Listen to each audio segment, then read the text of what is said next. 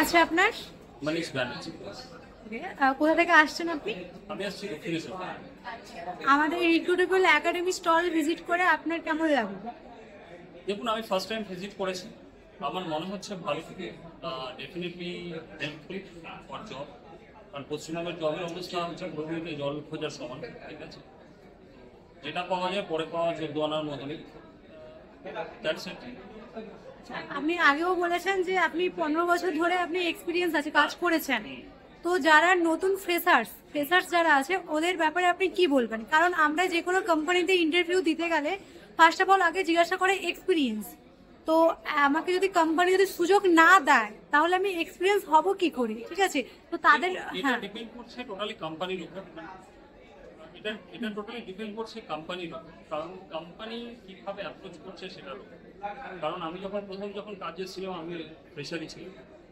Pressure থেকে ধাক্কা খেয়ে খেয়ে খেয়ে খেয়ে সেই জায়গাতে প্রথমে বুঝতে হবে এক্সাক্ট কোন কোম্পানি। কারণ আমি যদি আইটি নিয়ে কাজ করি, আমি তো কাঠের কাজ করবো না, সেই ডোমেনই কাজ করবো। ওখানে আমার যেটা মনে হচ্ছে অনেক ক্ষেত্রে যেটা প্রবলেম হয় সেটা হচ্ছে ডোমেন চেঞ্জ করে ফেলে। তার একটা রিজন আছে, কারণ প্রপার ওয়েতে জব পাওয়া যায় না। তো যেটা দরকার সেটা হচ্ছে কি প্রপার জব, সেটাই হচ্ছে ফার্স্ট প্রয়োজন। তারপর ডেফিনেটলি সেটা আস্তে আস্তে সেটা স্ট্রাগলের উপর ডিপেন্ড করে, কারণ কোনো কিছুই একদিনে হয় না। সেখানে বিশেষ করে কলকাতার ক্ষেত্রে যে অবস্থা সেটা চেষ্টা করতে করতে একটা সময় ডেফিনেটলি সেটা একটা ভালো জায়গাতে যায়। যদি সেটা ঠিক মতন কনসেন্ট্রেটলি করে, সেটার উপর যদি একটা প্রপার ওয়েতে করে, ডেফিনেটলি কেন করে। আমাদের রিক্রুটেবল একাডেমি কোর্সগুলো এখানে নামগুলো লেখা আছে, আপনি দেখতে পাবেন। Railway, banking, aviation, হসপিটালি।